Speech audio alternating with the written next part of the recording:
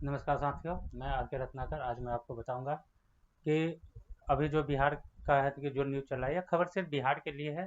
ठीक है, और पूरे बिहार के लिए है। ठीक है, बिहार में एक खबर आई है कि गैर स्वीकृत 28 निजी स्कूल बंद होंगे। तो इसके पीछे का कॉन्सेप्ट क्या है? देखिए, अभी बहुत सारे ऐसे स्कूल बिहार में चल रहे हैं जिन्होंने आरटी के तहत अपना स्कूल का रजिस्ट्रेशन नहीं करवाया है।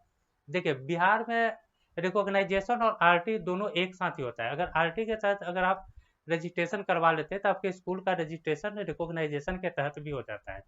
हाँ, यूपी में अलग अलग होता है। यूपी में इस साल आप रिकॉग्नाइजेशन लीजिएगा तो अगले साल आपका आरटी के तहत यानी कि रजिस्ट्रेशन होगा। ठीक है, तो यानी कि ये कंसेप्ट क्या है कि जो 28 साल स्कूल जो अभी चल रहा है, ऐसे 28 साल स्कूल नहीं, लगभग यह 70 से 80 हजार स्कूल है पूरे इंडिया, सॉरी पूरे बिहार में लगभग 80 हजार स्कूल है। ठीक है, हालांकि गवर्नमेंट कर रही है कि 40 साल स्कूल है, लेकिन बहुत सारे ऐसे स्कूल हैं जिन्होंने अभी तक है ना कि कोई भी सोशल मीडिया वगैरह का यूज ही नहीं किया, तो उसका डाटा है ना कि गवर्नमेंट के पास नहीं है। लेकिन ऐसे देखा जाए तो जितना गांव है उतना स्कूल तो है, और उसका 3 गुना स्कूल शहर में है। तो लगभग 80 हजार स्कूल पूरे इंडिया में है, और इसमें से मात्र 12 हजार स्कूल ही अभी तक है ना कि रजिस्ट्रेशन करवा रखा है। सरकार 2 साल से लगातार बोल रही है कि आप स्कूल का रजिस्ट्रेशन करवाइए, स्कूल का रजिस्ट्रेशन करवाइए, स्कूल का रजिस्ट्रेशन करवाइए। अच्छा, इसमें कोई ऐसा चीज मांगा भी नहीं जा रहा है जो स्कूल इसको फुलफिल ना कर सके। बहुत इजी प्रोसेस है, 1 रुपया खर्चा नहीं है, क्योंकि आपसे गवर्नमेंट कोई फी भी नहीं ले रही है। अगर आप यूपी के स्कूल होते तो 2-3 करोड़ रुपया पहले पीछे से इन्वेस्टमेंट करके आइएगा, और उसके बाद 5-7 लाख रुपया ब्लैक मनी में जाएगा, तब आपका स्कूल का रिकॉग्नाइजेशन होगा, उसके बाद आरटी होगा, उसके बाद यूडाइस मिलेगा। लेकिन बिहार में आपसे कुछ ऐसा मांगा ही नहीं जा रहा है जिसमें आपका है ना कि पैसा खर्चा हो। स्कूल जहाँ पे चल रहा है, जैसे चल रहा है, उसी के तहत आपको है ना कि रजिस्ट्रेशन करवाना है। मैं आपको आगे बता दूंगा कि आपको है ना कि क्या क्या चीज इसमें है ना कि चाहिए होगा। लेकिन इससे फायदा क्या होगा कि एक तो आपका स्कूल रजिस्टर्ड हो जाएगा, उसके बाद आपको यूडाइस मिल जाएगा, आप टीसी आराम से काट पाएंगे। और टीसी जब काट पाएंगे तो इससे स्टूडेंट को क्या फायदा होगा, आपको भी क्या फायदा होगा कि आप नवोदय का फॉर्म, सैनिक स्कूल, मिलिट्री स्कूल, उसके बाद है ना केंद्रीय विद्यालय सेंट्रल स्कूल जो होता है, तो उस सबका है ना कि स्टूडेंट आपके यहाँ से आराम से उस स्कूल में जा पाएगा। क्योंकि जहाँ पे भी इंट्रेंस से है ना कि एडमिशन होता है, वहाँ पे आप आरटी के तहत एडमिशन नहीं करा सकते। मैंने एक वीडियो पीछे बनाया था कि आप बिना टीसी का एडमिशन ले सकते हैं, लेकिन वैसे स्कूल में नहीं ले सकते जहाँ पे इंट्रेंस से यानी कि एडमिशन होता है। इंट्रेंस से रेगुलर स्टूडेंट चाहिए। आप जहाँ पे आरटी का दावा करते हैं, वहाँ पे आप यह करके दावा करते हैं कि अभी तक मेरा स्टूडेंट कहीं नहीं पढ़ रहा था। अगर आप बताइएगा कि मेरा स्कूल स्टूडेंट कहीं किसी स्कूल में पढ़ रहा था, तो आपको टीसी लेके आना पड़ेगा अगर वो चाह जाएगा तो। लेकिन वहाँ पे बिना टीसी का एडमिशन होना संभव है, लेकिन हर जगह संभव नहीं है। करा लीजिएगा तो फायदा यह होगा कि जो भी बीपीएल स्टूडेंट होता है उसको 11 हजार रुपया सालाना मिलते। देखिए, सरकार प्रति छात्र 11 हजार रुपया की राशि संबंधित विद्यालयों को देती है। 2019 से 24 के दौरान 22 करोड़ रुपया दिया जा चुका है, और ऐसा बहुत सारा जिला है जहां पे राशि नहीं खर्च हो पाया, तो उसको सरकार ने वापस मांगा है। तो जब आप कहने की आरटी के तहत अपने स्कूल का रजिस्ट्रेशन करवा के रखिएगा, तो एक स्टूडेंट का 11 हजार रुपया, कहने का मतलब है कि अगर आपके पास 100 स्टूडेंट का कैपेसिटी है, तो उसमें से 25 स्टूडेंट आप बीपीएल पढ़ा सकते हैं। और जो 25 स्टूडेंट बीपीएल पढ़ रहे हैं, उसका सरकार 11 हजार रुपया पर स्टूडेंट के हिसाब से आपको लगभग 2,75,000 रुपया सालाना देती है। तो इसमें यानी कि नुकसान कहाँ है? और कोई ऐसा चीज मांगती भी नहीं है जिसको फुलफिल नहीं किया जा सके। और ऐसा कुछ चीज है जो आपके पास नहीं है, तो आप हमको बोलिए, हम फ्री ऑफ कॉस्ट आपको फुलफिल कराने के लिए तैयार है। हम आपको है ना कि वह सब कुछ हमारे पास अवेलेबल है जो गवर्नमेंट मांगती है, वह सारा कुछ आपको हमारे तरफ से फ्री ऑफ कॉस्ट मिल जाएगा। लेकिन आप अपने स्कूल का रजिस्ट्रेशन कराइए। अगर नहीं कराइएगा तो यहाँ जो लिखा हुआ है कि निजी स्कूल बंद होंगे, वास्तव में बंद हो जाएंगे। क्योंकि इसलिए बंद हो जाएंगे ना, क्योंकि जो स्कूल कराएगा वह आपका कंपटीटर स्कूल होगा। वह चाहेगा कि अगर आप नहीं कराए तो आपका स्कूल बंद हो जाए। वह कंप्लेन करेगा, डीओ आएगा, छापा मारेगा, और 1 लाख रुपया तक फाइन भी है। ठीक है, इसमें कहीं पे यानी कि लिखा होगा कि अगर आप नहीं कराते हैं तो आपको 1 लाख रुपया तक है ना कि फाइन देना पड़ेगा। और यह है ना पूरे इंडिया में हर जगह यह कॉन्सेप्ट है कि गैर कानूनी चलने वाले स्कूल को 1 लाख रुपया फाइन किया जाता है। यह यूपी बिहार सब जगह। अगर आप लोग सोचते हैं कि हम यूपी बिहार क्यों करते रहते हैं, तो पूरे इंडिया में सबसे बढ़िया रेगुलेशन, ठीक है, जो स्कूल का रजिस्ट्रेशन का जो प्रोसेस है सबसे बढ़िया सबसे इजी बिहार में है, और सबसे फास्ट यूपी में। यूपी में स्कूल का रिकॉग्नाइजेशन कराने के लिए कम से कम 2-3 करोड़ रुपया इन्वेस्टमेंट कीजिएगा, तब जो गवर्नमेंट का जो है ना क्राइटेरिया है उसको फुलफिल कर पाइएगा, तब आपका है ना कि रजिस्ट्रेशन होगा। जबकि बिहार में ऐसा कुछ भी नहीं है, बिहार में तो गवर्नमेंट फी तक नहीं लेती है।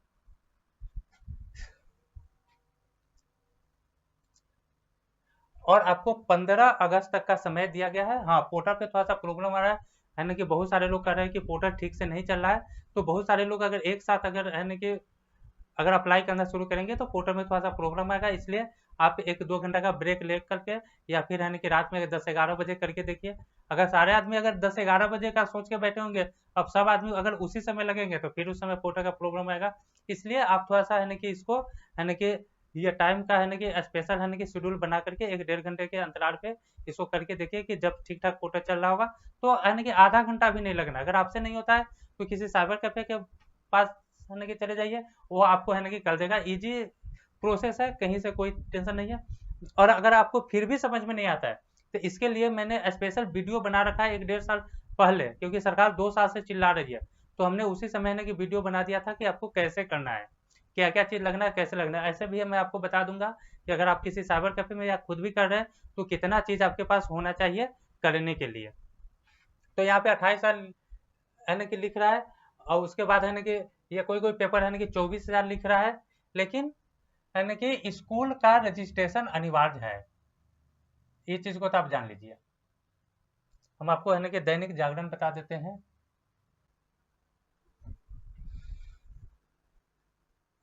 देखिए, दैनिक जागरण लिख रहा है 24,000 स्कूल, ठीक है। 15 अगस्त तक का समय दिया गया है, प्रति बच्चा 11,000 रुपया दिया जाता है, रजिस्ट्रेशन नहीं होने पर यानी कि 1 लाख रुपया जुर्माना होगा। तो 24 साल, 25 साल, 50 साल चाहे जो भी रहे, ठीक है। अगर आप स्कूल चलाते हैं, कितना स्कूल है इससे आपको मतलब नहीं है, आपका एक अपना स्कूल है, आप उसका है कि रजिस्ट्रेशन करवाइए। अगर किसी चीज़ का ज़रूरत है, कोई चीज़ नहीं समझ में आता है, हम फ्री ऑफ कॉस्ट यहाँ पे आपकी हेल्प करने के लिए तैयार बैठे हैं। और आप यह बात को जान लीजिए कि हम इसी चीज़ के लिए बैठे हैं, हम निश्चित रूप से आपका है कि हेल्प करेंगे। अब आपको आवेदन करना कैसे है यह देख लीजिए। आवेदन करने के लिए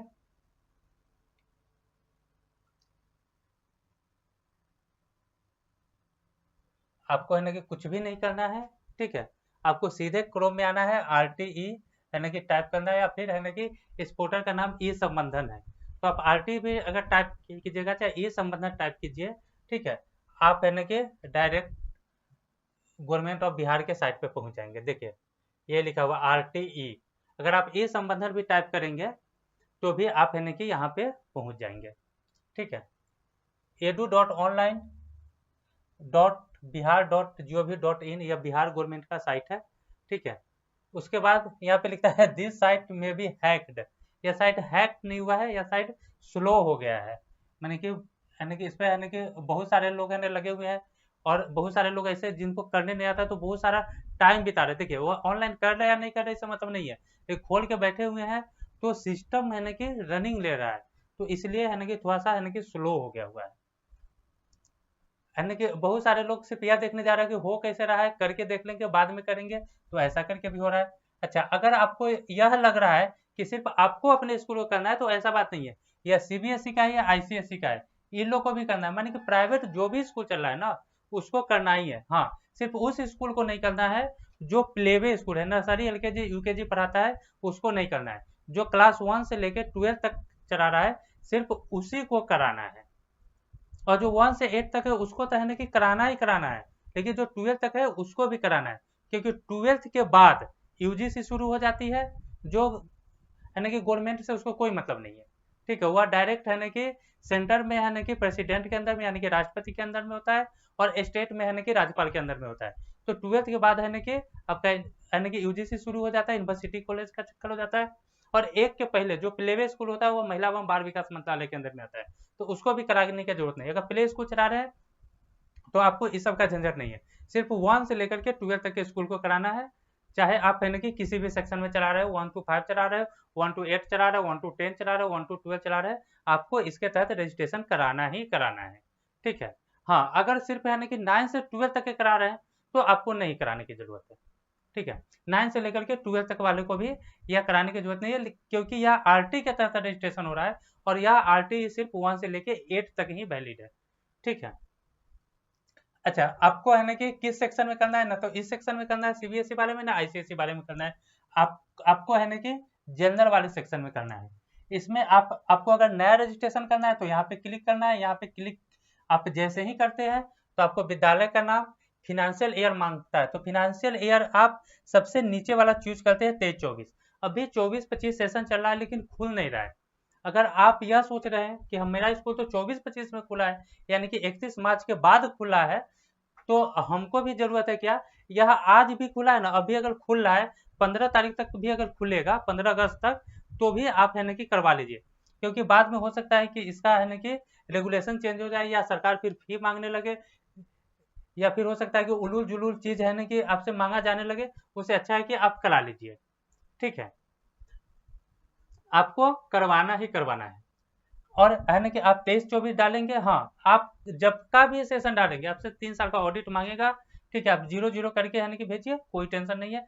ऑडिट अगर बनाने के लिए कोई अगर पैसा मांगता है, चाहे है ना उलूल जुलूल अगर खर्चा लगता है, चाहे आपको नहीं मिल रहा है कि कौन बनाएगा, आप हमको बोलिए, फ्री ऑफ कॉस्ट में आपको है ना फॉर्मेट अवेलेबल करा दिया जाएगा। नहीं होगा तो बना के भी दे दिया जाएगा। ठीक है। वो वैलिड, देखिए हम जो कुछ भी चीज देंगे, ठीक है, वह 100% सेटिस्फाइड देंगे। ठीक है। और वह है ना कि अथेंटिक चीज देंगे।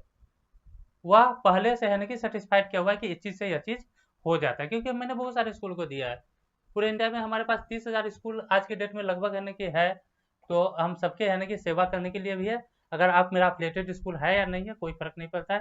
अगर आपको लगता है कि आपको किसी चीज की जरूरत है तो हमारा नंबर डिस्क्रिप्शन में होता है, आप हमको है ना कि निसंकोच कॉल कर सकते हैं। हम आपको है ना कि सारा है ना कि सजेशन देंगे। जो भी बेहतर सजेशन होगा वह हम आपको बेहतर रूप से बताने की कोशिश करेंगे। तो आपको इसमें कुछ है ना कि करना नहीं है, बस है ना विद्यालय का नाम, उसके बाद सेशन, उसके बाद डिस्ट्रिक्ट, उसके बाद आपका ब्लॉक आ जाएगा, उसके बाद मोबाइल नंबर, ईमेल आईडी और है ना कि पासवर्ड बना के कैप्चा कोड मार करके आप है ना कि रजिस्टर कर सकते हैं। जब यहाँ से रजिस्टर हो जाएगा तो यहीं से आप है ना कि लॉगिन हो माने कि हो जाइएगा। अगर आप है ना कि रजिस्टर अभी हो जाते हैं, लॉगिन बाद में करना चाहते हैं, तो इसके लिए भी है ना कि या कोई टेंशन नहीं है। आप यहाँ पे आकर के रजिस्टर्ड यूजर लॉगिन पे आकर के आप अपना कर सकते हैं। इन केस अगर आप अपना है ना कि पासवर्ड वगैरह भूल जाते हैं, तो है ना कि फॉरगेट रजिस्ट्रेशन नंबर यहाँ पे लिखा हुआ है, लेकिन रजिस्ट्रेशन नंबर में आपसे वह चीज मांगता है जो पहले से आपका है ना कि है। जैसे कि मैंने यूजर आईडी, तो यूजर आईडी को छोड़ दीजिए, मोबाइल नंबर या ईमेल आईडी तो आपका है ना कि अपना होता है, तो आपको याद ही होता है। तो है ना कि आप मोबाइल नंबर या ईमेल आईडी डालिएगा तो आपको है ना फॉरगेट पासवर्ड का ऑप्शन देगा। हो सकता है एक बार में काम ना करे, इसको 3-4 बार, 5 बार, 6 बार छेड़िए। ठीक है।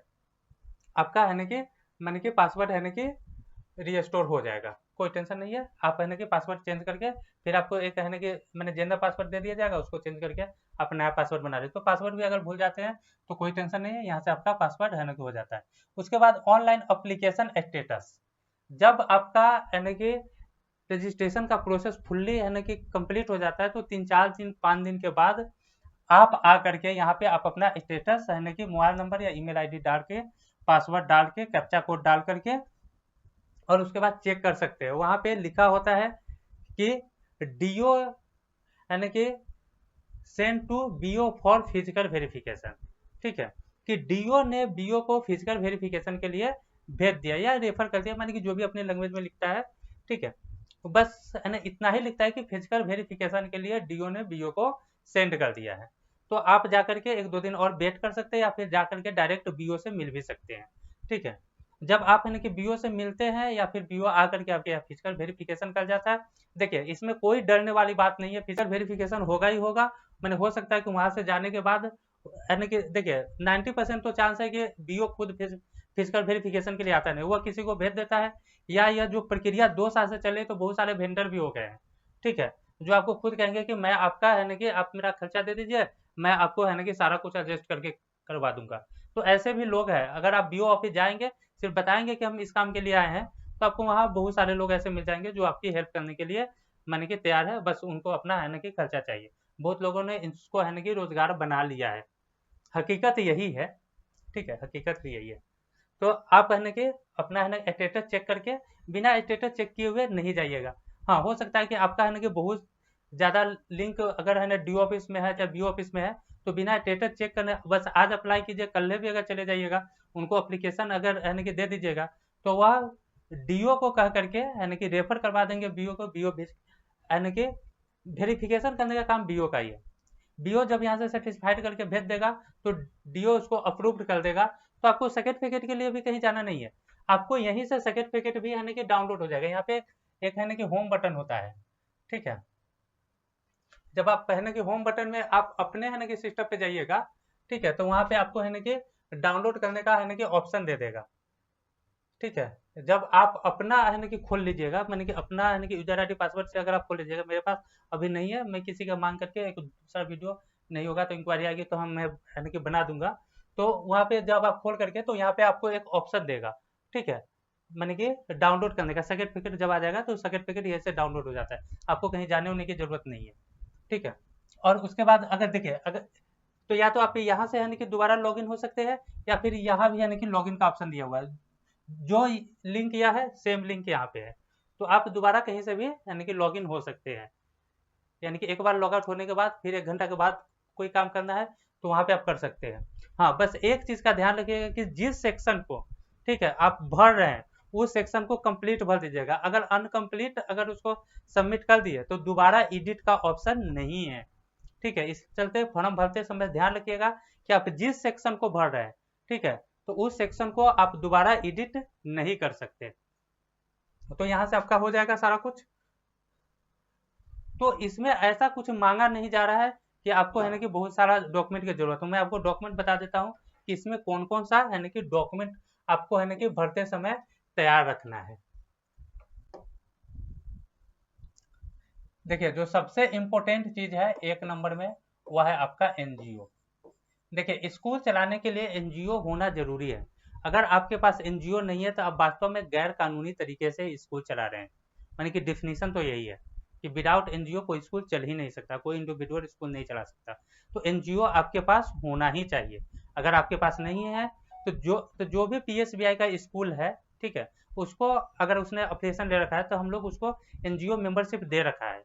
तो यह जरूरी नहीं कि एनजीओ आपका अपना ही हो, आप किसी का मेंबरशिप भी ले सकते हैं।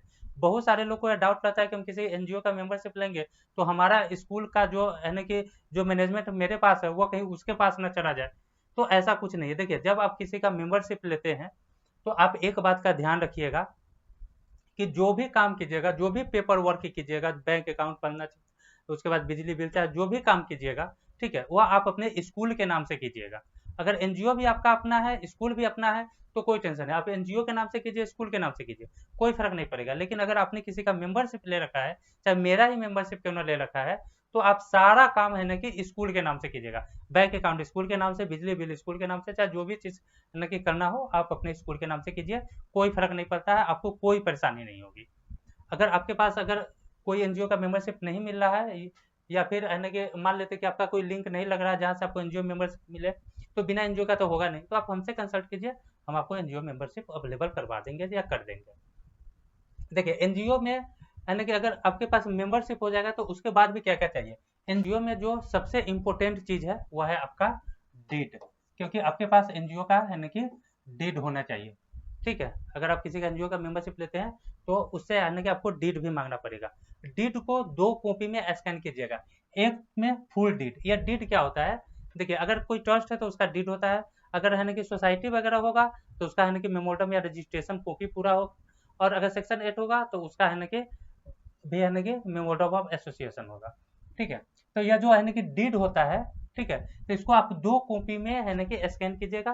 कॉपी नंबर 1 में जो आता है फुल यानी कि टोटल पेज, ठीक है, और है ना कि इसका जो दूसरा कॉपी होगा वह पेज जिसमें इसके है ना कि टोटल मेंबर का नाम पता वगैरह लिखा होता है, ठीक है। या शुरू में हो सकता है, लास्ट में हो सकता है, या एक एक पेज में हो सकता है, 2 पेज में हो सकता है। एक दो पेज ऐसा होता है जिसमें फालतू चीज नहीं लिखा रहता है, सिर्फ सदस्यों की सूची लिखा रहता है, उसका नाम पता पूरा है ना, फोटो सहित रहता है। तो उस पेज को अलग कीजिएगा और एक फुल अलग कीजिएगा, क्योंकि दोनों अलग अलग अपलोड करना है, ठीक है।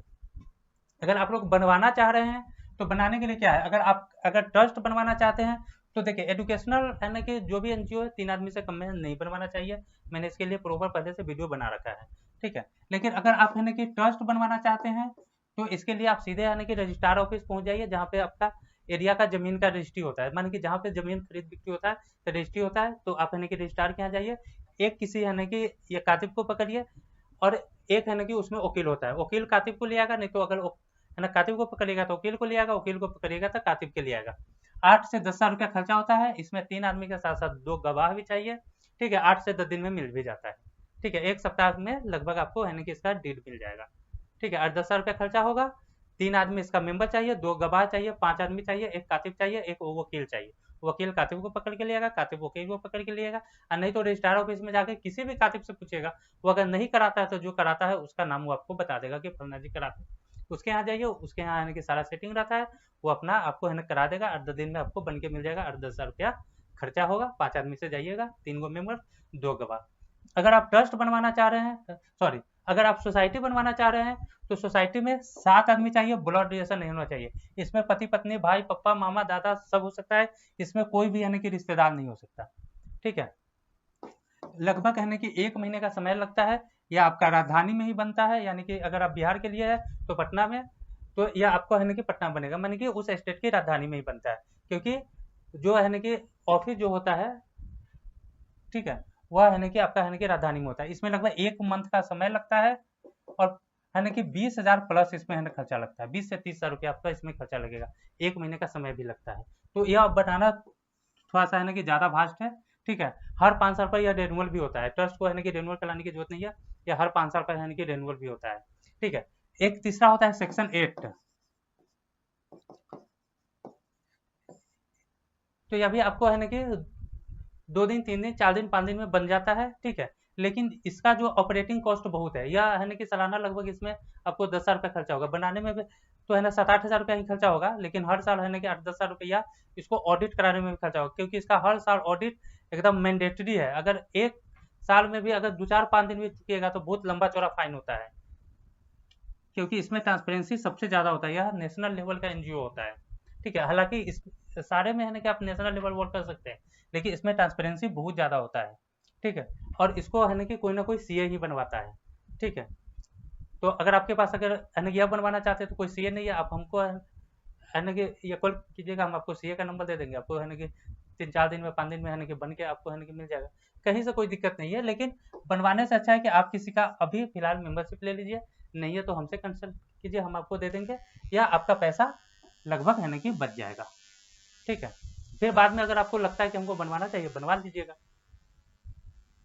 तो यह आपका है ना कि एक एनजीओ हो गया। इसमें है ना कि जो दूसरा चीज होता है वह होता है अथोराइज सिग्नेटरी का डॉक्यूमेंट।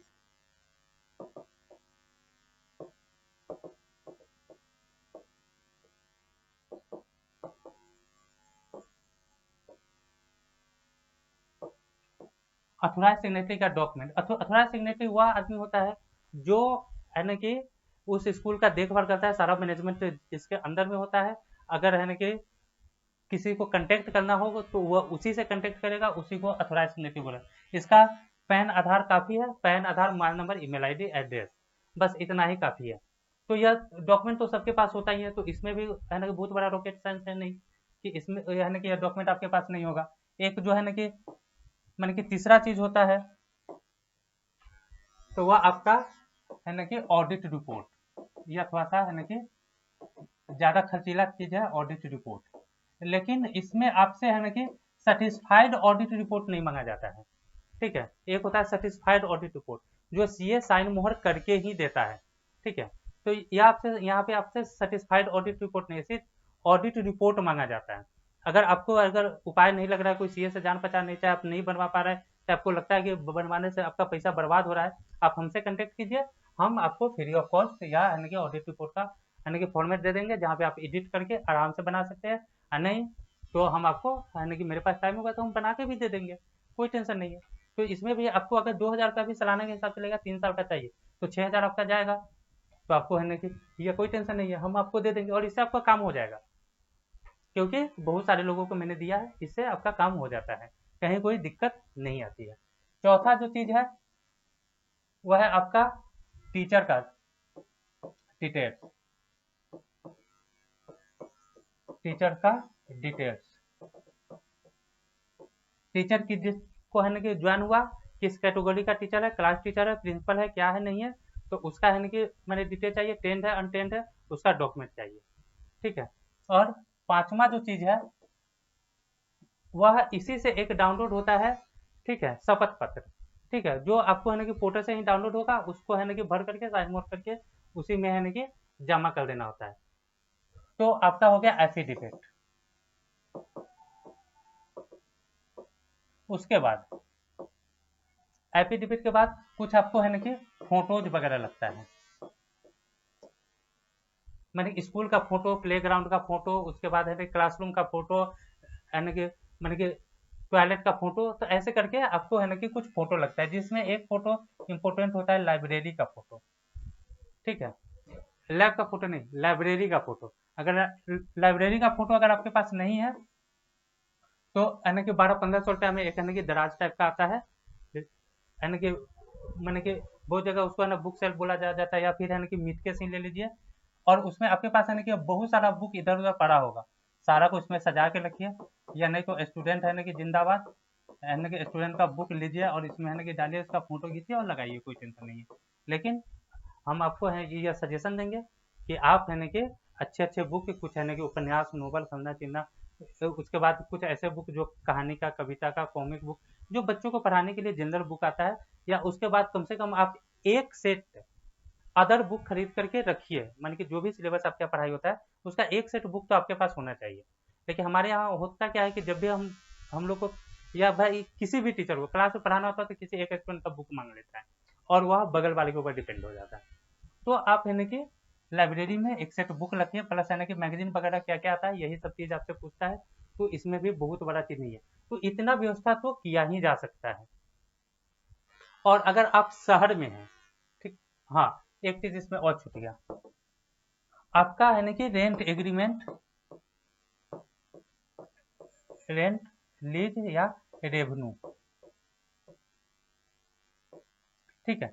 देखिए अगर आपका अपना है तो आपको चाहिए है कि रेवेन्यू, लेकिन इसमें थोड़ा सा प्रॉब्लम क्या है कि जमीन अगर आपके नाम से नहीं है, पापा के, दादा के, भैया के, रिश्तेदार के नाम से है, तो इसमें है ना कि थोड़ा सा प्रॉब्लम होता है, बाद में है ना कि बहुत ज़्यादा आपसे है ना कि क्वेश्चन करने लगे, ऐसे तो नहीं किया जाता है, लेकिन हो सकता है कि मान कि डाउटफुल तो रहना चाहिए, क्योंकि है ना कि गवर्नमेंट लेवल का काम है।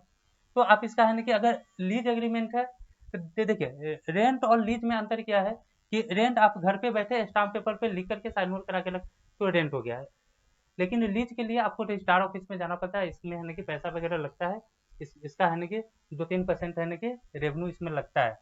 तो आप है ना कि आराम से, अगर आपके पास रेंट एग्रीमेंट नहीं है, ठीक है, ऐसे ही स्कूल चला रहे हैं, तो आप 1000 रुपया का स्टाम्प पेपर खरीद के लाइए, उसमें है ना कि मैंने कि बढ़िया से है ना कि लिखिए, अगर फॉर्मेट नहीं पता है फिर आप हमको कॉल कीजिए, हम तो बैठे हुए हैं, हम आपको फॉर्मेट है ना कि भेज देंगे, आप उस हिसाब से बस उसमें है ना कि लिख करके आप अपना है ना कि साइन करा करके जमा कर दीजिएगा, कोई टेंशन नहीं है।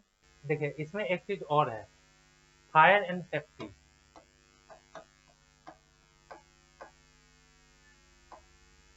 देखिए फायर एंड सेफ्टी का क्या लॉजिक है कि अगर आपका बहुमंजिला इमारत है, ठीक है, अगर बहुमंजिला इमारत है और यानी कि सिंगल इंट्रेंस है, यानी कि मान सकते हैं कि यानी कि ऐसा यानी कि बिल्डिंग है,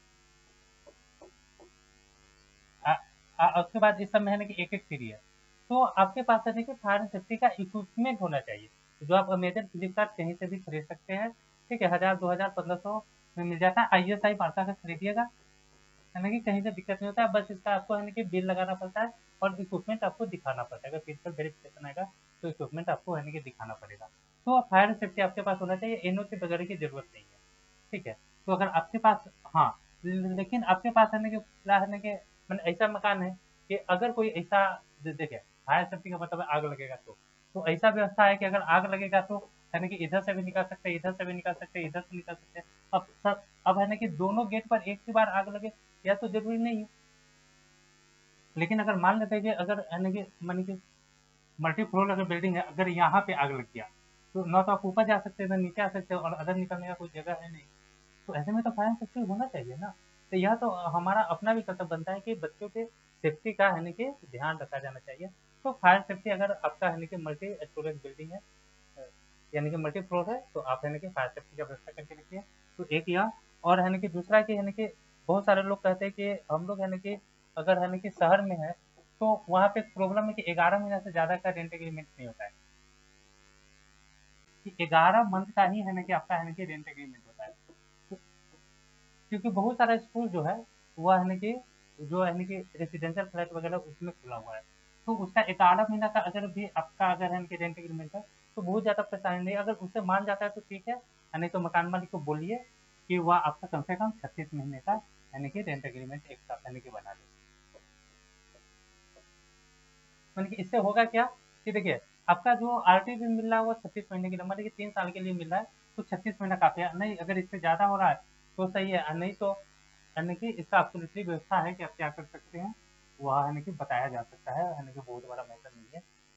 तो आपका है ना कि सारा बस इतना ही चीज चाहिए, और यह चीज है ना कि पहले से तैयार रखिए, सारा का है ना पीडीएफ रखिए, फोटो जेपीजी में है ना कि रखिएगा, अपलोड कीजिए, और है ना कि बिंदास रहिए, कोई टेंशन नहीं है। साइन मोहर लेके जाइएगा, ठीक है, ये मोहर लेके जाइएगा, क्योंकि वहीं पे जो है ना कि अपलोड आपको जो है ना करना होगा, तो उसी को अपलोड करके सॉरी, जो जो आपको है ना डाउनलोड होगा उसको फिर से अपलोड करना पड़ेगा आपको। तो वहाँ पे एक पेज है ना कि डाउनलोड होता है शपथ पत्र, जिसमें बस इधर में आपको लिखना है पैन और आधार, ठीक है, नीचे में आपका है ना कि डेट होता है, या फिर है ना कि मैंने जगह का नाम होता है, यहाँ पे आपको मैंने कि साइन करके यहाँ पे यानी कि मुहर लगा करके एफिडेविट जो होता है वो आपको जमा करना होता है। बस इतना ही काम आपको करना है, 1 रुपया फी पे नहीं करना है, और कोई एक्स्ट्रा डॉक्यूमेंट नहीं लगाना है। उसके बाद आपको स्टेटस चेक करते रहना है, और जब स्टेटस यानी कि आपको दिखाई दे कि बीओ के यहाँ ट्रांसफर कर दिया, आप वहाँ पे पहुँच जाइए। अगर आपसे खुद हो जाता है तो ठीक है, नहीं तो वहाँ पे लोग है ना कि होते ही हैं। बिहार में हर जगह लोग हैं, क्योंकि मेरा स्कूल बिहार में हर जगह है, ठीक है। अगर आपको कांटेक्ट नहीं होता है तो हमको बोलिएगा, हम वहाँ पे किसी न किसी से कांटेक्ट भी करवा देंगे। लेकिन आप कोशिश कीजिए कि खुद कीजिए, कम से कम जानिएगा, क्योंकि हर 3 साल पर रिन्यूअल होना है, ठीक है। और जब आपको है ना कि ये डाउनलोड या हो जाएगा, ठीक है, इसका जब सर्टिफिकेट डाउनलोड हो जाएगा, मैंने कि बाद में फाइनलाइज करने के बाद जब सर्टिफिकेट इसका डाउनलोड होगा, तो पोर्टल से ही डाउनलोड होगा, उसको डाउनलोड कीजिए, ठीक है, उसका एक कॉपी प्रिंट कीजिए, ठीक। उसके बाद उसके साथ अपना है ना कि पैन आधार लगाइए। उसके बाद हो सकता है कि है ना कि बिजली बिल वगैरह, मैंने एसबीआई वगैरह जो होता है वो थोड़ा सा है ना कि बिजली बिल वगैरह है ना कि मांगता है, चाहे रेंट एग्रीमेंट मांगेगा, वह है ना कि ले करके और डायरेक्ट किसी बैंक में पहुंच जाइए, वहाँ पे खाता खुलवाइए स्कूल के नाम से, इस और उस खाता को अटैच करके डॉक्यूमेंट के साथ फिर से है ना कि बी ऑफिस पहुंच जाइए, वहाँ पे दीजिए, आपको यूडाइस कोड है ना कि मिल जाएगा। जब आपको यूडाइस कोड मिल जाएगा, सारे स्टूडेंट को है ना कि यूडाइस पे अपडेट कीजिए, ठीक है, और उसमें से जो बीपीएल स्टूडेंट होता है उसके गार्जियन को बुलाइए, उसके साथ मीटिंग कीजिए, उसको बताइए कि आपका है ना कि फी अब से नहीं लगेगा, कि हम आपके स्टूडेंट को ज्ञानदीप पोर्टल पे रजिस्टर्ड कर रहे हैं, जहाँ से आपके बच्चों को पैसा हमको मिल जाएगा। और हम कुछ दिन के बाद सरकार से यह भी उम्मीद करते हैं कि सरकार बहुत जल्द है ना कि प्राइवेट स्कूल के स्टूडेंट को भी स्कॉलरशिप फैसिलिटी लाने जा रही है। जैसे वहाँ पे बुक ड्रेस का पैसा मिलता है, अब है ना कि प्राइवेट स्कूल को भी सरकार बहुत जल्द है ना कि लाने का प्रयास करेगी, ठीक है। हम लोग का प्रयास है कि सरकार इसको बहुत जल्द ले आए, क्योंकि बिहार सरकार की तरह क्विक सुनने वाली सरकार पूरे इंडिया में भी नहीं है, बहुत क्विक सुनती है और एकदम दिल से सुनती है, और इसके लिए आप लोग को है ना कि सरकार को बधाई तो देना पड़ेगा। जब फॉर्म आप है ना कि पूरा है ना कि भर लीजिएगा, तो आपको है ना कि लास्ट में एक ऐसा है ना कि फाइल है ना कि डाउनलोड हो जाएगा, यानी कि एक पीडीएफ फाइल आपको है ना कि डाउनलोड हो जाएगा, जिसमें आपका यहाँ पे एप्लीकेशन नंबर लिखा रहता है। यही एप्लीकेशन नंबर आपको बाद में आपके स्कूल का यानी कि रजिस्ट्रेशन नंबर हो जाता है, ठीक है। बस यहीं पे है ना कि आपका है ना कि डाउनलोड नहीं होता है, इसी पोर्टल से डाउनलोड होता है, या सेम चीज़ आपको है ना कि डाउनलोड होता है, बस लिखने का तरीका सिर्फ है ना कि लाइन में होता है। यह है ना कि जैसे है ना कि कॉलम बना के लिखा हुआ है, पूरा चीज़ वहाँ पे है ना कि लाइन में लिखा रहेगा, या सेम चीज़ आपको डाउनलोड होगा, ठीक है। बस यहाँ पे योर एप्लीकेशन नंबर के बदला में योर रजिस्ट्रेशन नंबर है ना कि लिखा हुआ हो जाएगा, बस और कुछ नहीं होता है। बस आपको करना क्या है कि फॉर्म भराया था, यही भराया था, तो देखिए यहाँ पे aspect for educational welfare association यानी कि भरा हुआ है, यह मेरा एनजीओ है, ठीक है। और यानी कि इसका जो एक्सपायरी डेट जो भराता है कि कब तक वैलिड है, तो एक्सपायरी डेट इसका 31/12/2099 भरा हुआ है। ये इसलिए भरा हुआ है, देखिए ट्रस्ट का भरते हैं तो 31/12/2099 भरिए। अगर आप है ना कि सेक्शन 8 भरते हैं तो 31/12/2099 भरिए। लेकिन अगर आप सोसाइटी भरते हैं तो देख के भरिए, क्योंकि सोसाइटी हर 5 साल पर रिन्यूअल होता है। अगर मान लेते हैं कि वह अभी 2 साल पहले रिन्यूअल हुआ है तो 3 साल में एक्सपायर कर जाएगा वो। ठीक है, तो उसमें है ना, अगर आपके पास सोसाइटी है तो यहाँ पे देख के भरिएगा कि कब वह है ना कि एक्सपायर कर रहा है। ठीक है, तो यही फॉर्म आपको है ना कि बाद में है ना कि डाउनलोड होता है। यही पे ऑडिट में यहाँ पे है ना कि सब में 0 0 लिखा हुआ है। अगर 24-25 में कोई आदमी खोलेगा तो सब में 0 0 ही लिखेगा, लेकिन लिखना जरूरी है, वो लिखाएगा ही। और उसके बाद आपसे ऑडिट रिपोर्ट ही मांगेगा, भले ये सब 0 0 क्यों ना हो। उसके बाद विद्यालय के पास अपना है ना कि भवन है या फिर है ना कि किराए के भवन में संचालित, तो यहीं पे आपको है ना कि रेंट एग्रीमेंट या है ना कि रेवेन्यू रिसिप्ट है ना कि अपडेट करना पड़ता है। उसके बाद पूछता है कि विद्यालय का कुल क्षेत्रफल दशमलव में नहीं डेसिमल में है, कितना डिसमिल है, ये हम लोग बिहार में उसको डिसमिल बोलते हैं। तो यह है ना कि डिसमिल में, उसके बाद है ना विद्यालय में क्या क्या चीज है, तो यह है ना कि सारा कुछ यहाँ पे है ना कि अपडेट होकर के है ना कि आ जाता है, आपको एक है ना कि पीडीएफ है ना कि डाउनलोड हो जाता है ऐसा। ठीक। और है ना कि हमारे चैनल को आप लोग है ना कि सब्सक्राइब वगैरह करके रखिएगा। फायदा यह होगा कि हम आपको है ना कि जो भी चीज़ आएगा उसका अपडेट है ना कि देते रहेंगे। तब तक के लिए धन्यवाद।